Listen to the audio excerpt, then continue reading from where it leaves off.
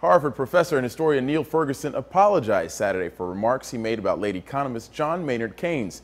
Ferguson originally said Keynes' philosophy was flawed because he was gay and had no children. Ferguson, a historian, weekly columnist for Newsweek, and contributing editor for Bloomberg TV, made remarks some deemed offensive on Friday at a strategic investment conference in Carlsbad, California. A writer for Financial Advisor reported, Ferguson responded to a question about Keynes' famous philosophy of self-interest versus the economic philosophy of Edmund Burke, who believed there was a social contract among the living as well as the dead.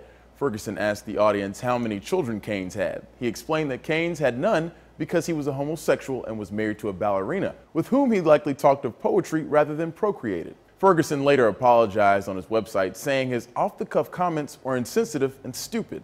But the criticism came on full bore, with other financial writers saying Keynes' private life had nothing to do with his views on economics. A writer for Business Insider said, saying that Keynes' economic philosophy was based on him being childless would be like saying that Ferguson's own economic philosophy is based on him being rich and famous, and therefore not caring about the plight of poor, unemployed people. Aside from Keynes' sexuality, some believe criticism of his self-interest economic philosophy is unjust. A writer for the Huffington Post suggests that belief derives from a quote in which Keynes said, "In the long run, we're all dead."